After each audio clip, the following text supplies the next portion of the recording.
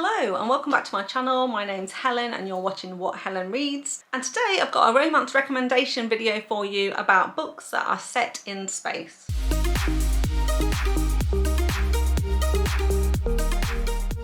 So the first book I want to mention is Possessed by Tana and it's book one of her Raider Warlords of the Vandar series. It's a sci-fi alien warrior romance. The Vandar are a warrior race who remind me very much of the Klingons from Star Trek, and they patrol their own territories in space. And they kind of like fly around in big fleets of ships, and obviously a bit like the Klingons, they're all kind of warbirds, but there is a Raz who heads up, who is like kind of the leader of each sort of clan, if you like, and he leads the rest of the warbirds in the fleet. And there are obviously separate hordes or clans in other parts of space as well. Now, the Vandar are known throughout the galaxy as being very, very brutal and cruel, and most people are scared of them because there's not very many people who have met a Vandar and lived to tell the tale. So the heroine in this first book is Astrid, and she is the navigator for her sister's ship. And her sister has got a cargo ship and she runs cargo between different quadrants and things in the galaxy.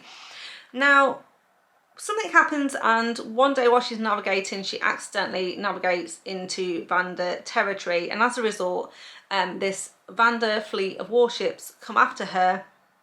They try to escape, but essentially they tractor beam the ship. So again, it's very Star Trek-like. They tractor beam the ship, pull it on, and they board the ship. Now, Astrid feels terrible about what's happened. She knows it's her fault because she's a navigator and she doesn't want to get her sister into trouble. So she basically makes a deal with the Raz, who's in charge of this warrior fleet, that she will go with him as his prisoner to be punished in exchange for her sister's freedom. And so he allows this to happen, and he takes Astrid prisoner, and her sister gets to go free with the rest of the crew and the cargo ship. So this is where we meet the hero of this story. He's Kratos, and he's the Raz of this particular fleet of ships. So he's very intrigued by Astrid. She's human for starters, and he is human-like, but he is not the same species as her. But he's very intrigued by her, and he does take her captive as his prisoner at first, but ultimately he spends more and more time with her, and their romance develops from there. It's lots of fun. There's lots of sexy scenes. There's lots of space battles. Like I said, there's lots of like torpedo fire and photons and phases and space battles, and it's just a really good, fun book. It's a great romance, and the rest of the series is really good and fun too, so I would highly recommend. So the second book I want to recommend is also by Tana, and if you really like the idea of the first book that I've just described but want something a little bit more fun and a little bit more wacky, something that will make you laugh out loud, is her Tribute Brides of the Drexian Warlords series. And I'm going to recommend the first book in the series, which is Tamed, and I absolutely love the premise of this one. So this is actually more set around Earth and our solar system as we know it, and essentially there are Drexian warlords out there in the galaxy, and they are brilliant warriors who are patrolling the galaxy and keeping the galaxy safe from the enemies. Now this is this really, really bad enemy alien race who is trying to conquer the galaxy and take over planets, and the Drexians are there to basically defend and keep us free. Now obviously people on Earth don't know this is happening, but the Drexians have made a deal with the governments on Earth because they are short on women. So basically their race is kind of dying out, they need more women.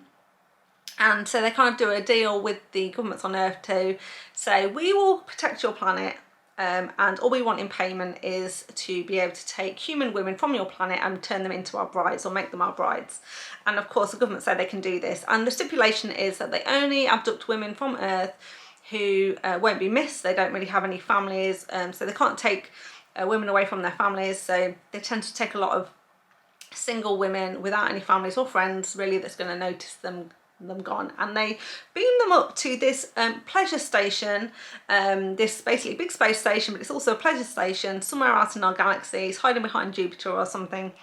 And this is where the fun begins, because what they're trying to do is take these women and convince them that they should marry one of the Drexian warlords. But they don't want to do it in a bad way. Okay, they've abducted these women, but they don't want to be horrible to the women. They want to give the women these choices. But the only cultural references that they know about are from sort of like 80s game shows. And the very first book is very much modelled on Blind Date, where they bring this woman, human woman, into an environment where she can't see the faces of the men she's going to pick, but she basically gets to hear their answers, and then she picks the one she wants. And they think this will make the human women feel more at ease, that they'll understand what's going on, and they'll be more accepting to their situation. But of course, that is not how you would see it. If you were abducted from Earth and you get into this space station and you're put onto a set of Blind Date with aliens, it would all be a bit weird and strange. But it's completely hilarious. Now, once the human women have agreed to either marry a Drexian warlord or not, if they don't, then they are, you know, they are well looked after. They're put into special accommodation for single human women. They can't be sent back to Earth because they're not allowed to go back once they're taken, because they know too much. But they do absolutely have a choice. They're well looked after, well accommodated, and they get to live on this space station. But if you say yes and marry, that you're agreed to marry a Drexian warlord, then you get to live in the marriage accommodation. It is an amazing place to be. Lots of great things going on, and the Drexians themselves are pretty hot, so quite a few of these human women are not too mad about it, because all of that is a bit wild and crazy. It is really funny. There is a very, very neurotic alien wedding planner who is absolutely hilarious and is fabulous in all of the books. And then threading through that, at the back of that, we have these Drexian warlords who it's an honour to be able to marry a human woman. Not everyone can have a mate, so they have to have done something really special to, you know, to be given this great honour of marrying a human woman. And they are still trying to save the galaxy though from these baddies, so there is a bit of an arcing storyline throughout the whole of the series. But you've got a lot to go on. It's a really, really bingeable series because there's 10 books in total. Now, I've gone on about that and the backstory and what that's all about, just to really set up the scenario. So in this one, the heroine is Mandy, and she is paired up with Dawn. And now Dawn, although I've just said it's a real honour to marry a human woman, Dawn really doesn't want to get married. He is a commander of one of their best war ships in the fleet. He desperately wants to just get back to saving the galaxy. Really doesn't have time to stop and get married and try to win over a human woman. But it's a bit political, and he kind of needs to get married just because of some other things that are going on in the background, and so he ultimately does agree to do it. And of course, in the process, he's in a very close proximity with Mandy, and although she puts up a bit of a fight and is a very spunky heroine, ultimately she agrees to marry him, and their relationship goes from there. So then the next book I want to recommend is Broken by the Horde King by Zoey Draven, and this one is book 4 in her Horde Kings of Dakar series. Now normally I don't like to recommend a book 4 in a series, but Broken by the Horde King was my absolute favourite in the series, was my first 5-star of this year, and in fact I've only rated 3 so far that are 5 stars, so well worth the read, and definitely worth reading 3 books to get to this one. Now in this one we've got Corin, who is the hero, and Maeva, who is the heroine. Now just to give it some context, if you've not heard of the Horde Kings of Dakar before, or Zoey Draven's books, this is set on the planet of Dakar, and it's basically kept safe by the Horde Kings. They are kind of a nomadic race, and they live in hordes, and basically live in different territories on the planet and kind of patrol those areas and keep them safe. Now, to become a Horde King, so leading your own horde, you have to go through a series of trials, and they're quite traumatic. So only the best of the best end up being Horde Kings. Now the hero in this one, Corin, he's kind of the prince. He's the son of a retired Horde King, and he's been born and bred to become a Horde King himself one day. And he's living in kind of like a colony, if you like, while he's growing up. And this is where we meet Maeva, our heroine. She's actually human, but she was found and rescued and taken in by the Dakari people, and she's been living with the Dakar family in the same town / village as our hero. Because she's different to everyone else, she's kind of bullied as a child, but he really steps up to the plate and he looks after her. He tells other people off from you know, bullying her, and really protects her. And over the years they form a very, very close friendship to the point where they're really best friends. But Maeve also is in love with Corin, and she, you know, grows to love him more and more every year. And then eventually he goes away to become a Horde king and go through his trials. So he's away for a number of years, but they keep in touch. Now when he finally comes back after he has become a Horde king, before he leaves and goes off with his own horde into the plains, she makes an attempt to offer herself to him, and he rejects her. And she is absolutely devastated because he rejects her in front of everybody, and she is humiliated and devastated, but most of all she is heartbroken, absolutely heartbroken, because she's believed for years that he's the one for her. She had absolutely no doubts that he wouldn't accept her advances and take her with him when he went, and she's just absolutely devastated, and she kind of not only embarrasses herself but her family as well. Still, he ends up going, and as the years go on, she kind of moves on with her life, and she's actually been training as a healer, and she's one of the best healers in her village. And 7 years later, he comes back to the village to come home and see his parents, but also because he needs a healer for his horde, and he asks her if she'll be his healer in his horde. And obviously so much time has passed, but she's still absolutely devastated by what happened, and eventually she agrees to be his healer, but only for the season. And of course she goes to live in the horde with him. They're in very close proximity. All of their old feelings and their their history is brought back up, and he's got the opportunity to apologise, explain why he rejected her, and they have a chance to kind of rebuild their friendship and their relationship with each other as well. And while this one was my favourite was because the pining was absolutely tangible, the heartbreak was real, you really felt the friendship and love between these two right from the first page, and watching their story of how they found their way back to each other and how they repaired their relationship from what had happened before was wonderful to see, so I would highly recommend. Okay, so the next book I'm going to talk about is Born of Night by Sherilyn Kenyon, and it's book 1 in the League series. So in this one we very much have like an empire situation where the empire controls the universe and the majority of the governments, but it's led by some very bad men. And separately to that, there's kind of like a rebel faction, if you like, who are trying to liberate some of these planets and get out from under the rule of this empire. Now the empire is very much policed by the assassins.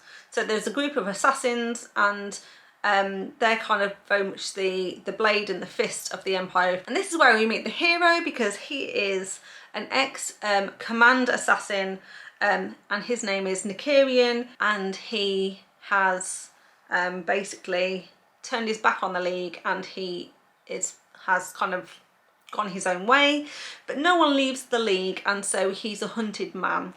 But he's the best that the League ever had, and so it doesn't matter how many people they've sent after him, no one can catch up with him, and if they do, no one can kill him. So he's a man on a run, but he's making his ends meet by taking on you know, jobs for people. And he takes on a mission to protect and look after our heroine called Kiara. So of course, what does he do? But he goes and kidnaps her and pretty much holds her hostage, but with the intention of you know, keeping her safe by keeping her away from everybody else. And if she's with him, then obviously nothing bad will happen to her. Now what I will say about this is a very, very dark story. It's also quite a long book, so if you are looking for something epic, like I said before, this series is absolutely brilliant. This is like 575 pages, I think, something in that region, and every single book that comes after this gets longer and longer and longer, and there's 10 books in the series. Like in this book, we very much meet some of like the main characters, And the storyline that develops from here is absolutely epic. Like I say, it spans 10 books. Some people that you thought were goodies are baddies, some people that you thought were baddies become goodies, and it's just absolutely wonderful, completely bingeable, and so worth getting through it. But what I will say is, this first book, quite a lot of them are very, very dark, but this first book is dark. Kieran's got a very bad and dark backstory. It's quite graphic in parts, it's quite violent in parts, and we learn some terrible things. So please read the trigger warnings before you go into this one. It's more around kind of like, you know, like how he was treated as a child and some of the violent aspects that go along with that. But it's absolutely well worth a read, and the romance between Kieran and Kiara is really, really good, and the spice is great as well. So highly recommend not only this book but the whole series. So the next book I want to recommend is The Alien Captive's Prisoner by Corin, Cain, and this is book 2 in the Captive Mates series. Now again, Corin Cain has got this series that spans, you know, a number of books, 10 plus books, and it's kind of set and based around this species called the Aurelians, and they are a warrior race. Now these books are less epic than the Sherilyn Kenyon books, and they're all fairly short, around the 250 page mark, so they're really, really fast and easy to get through, and can be treated as a bit of a palate cleanser in a way if you like alien romances and you want something a little bit between some of the darker stuff that you might read, but still serious. It's not like they're funny or light-hearted, they are still serious books. And again, each of the books in the series adds a bit to the storyline, so there's an overarching kind of like story arc. Now essentially the Aurelians are this warrior race. They live for a very long time, and they also clone themselves so that when they die they're kind of reborn into new bodies, and so they're quite long-lived. But very similar to another book that I spoke about earlier, they are short on women. So the Aurelians operate in triads, so very much the men operate in a unit of 3. There is usually a leader, and then and a strategist, and then a kind of a bit of a brute, and that makes up their triad. And they form these very, very close friendships when they're training, and ultimately become a connected unit. Every single triad essentially would have a fated mate, and they share one woman, but it's been centuries since any triad has found their fated mate, and so they are becoming quite desperate because they can't have children unless they find their fated mate. So the Aurelians are upstanding members of the community. They are, you know, 7 foot tall, heavily muscled warriors who protect the galaxy, and that's all good. But there's a faction that split off, and they're the rogue faction, and they are now following a prophecy that says if they do a special ritual and bring back an ancient being, they will unlock the key to them finding their fated mates, and they'll be able to find them in any time and in any space. And so the Aurelians are, as a people, are going through a bit of a civil war, because there's some Aurelians that want to go back to the old ways and bring back this ancient creature, and there's a group of people that say that it's not the right thing to do, and if it's our fate to die out because we can't breed with women, then that's our fate to die out. So this is kind of the backstory and kind of like the world that Corin Cain has built.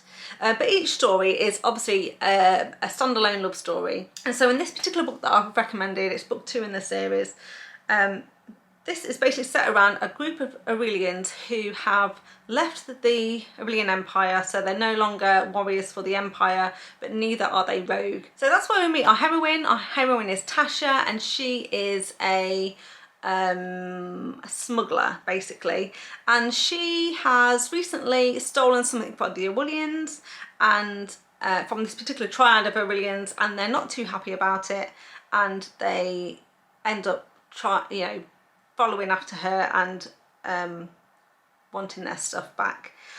Of course she gets captured, she gets taken on board their ship, and they take her as hostage in punishment for what she's done. And surprise of surprise, it turns out she is their fated mate. So this is a fast-paced, action-packed, reverse harem alien romance that's set in space, and would highly recommend. Okay, so the next book I want to talk about is Ice Planet Barbarians. Now obviously I could not do a book recommendation without mentioning Ruby Dixon.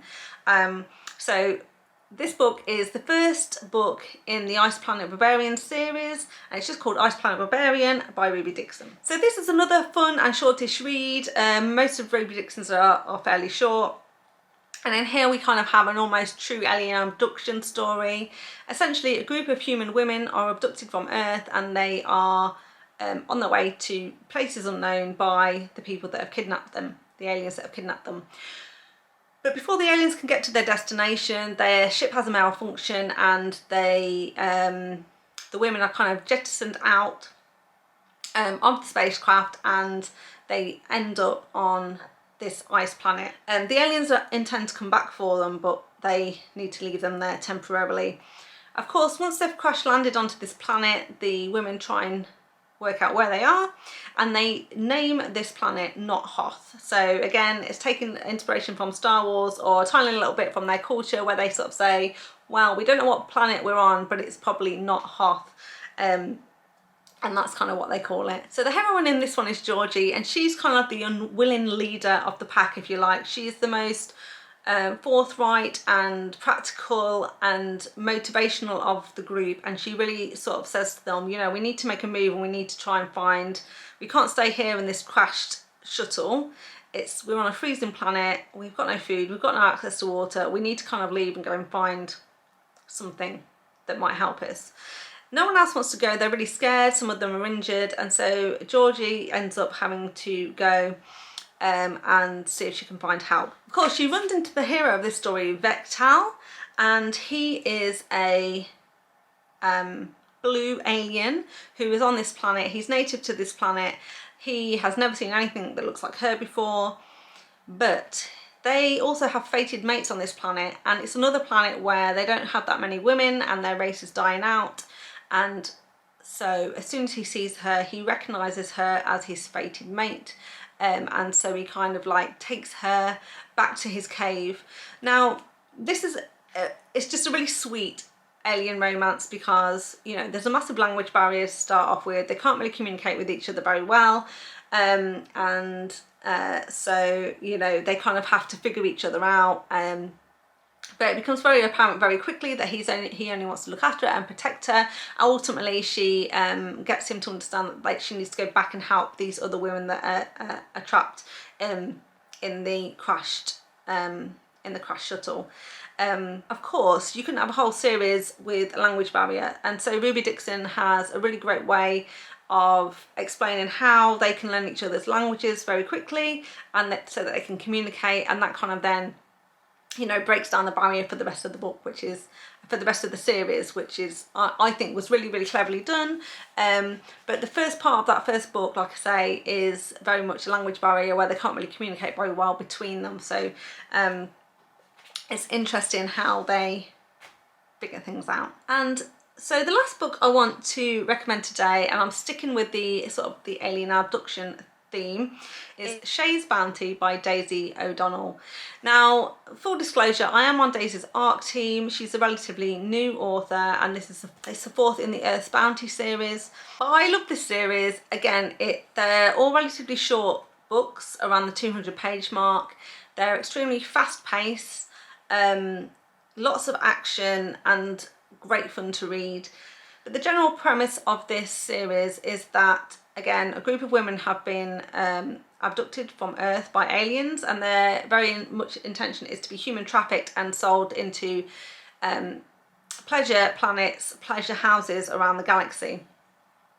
Now in book one, what actually happens is a group of bounty hunters actually intercepts the spaceship that the humans are on, and they rescue these women from going into slavery. So each of the books kind of follows either a different human woman that's been abducted or a different member of the bounty hunters team. And in this one we end up catching up with Shae. Now Shae wasn't rescued in the first in the first kidnapping, she was actually did go to an auction and was sold into a pleasure house. And this is where we meet the hero Bolithos, and he's actually been the anti-hero or the villain of the other books, and he finally gets his redemption arc in this book, which is why it's one of my favourites, because I absolutely love a baddie turn goodie. I love reading about someone's you know, character arc, a story arc, and how he redeems himself, because very much in book one you have absolutely no idea how anyone could love this person or how he could redeem himself, but ultimately he does. And he is the hero in this last book. So he ultimately rescues Shae from this pleasure planet.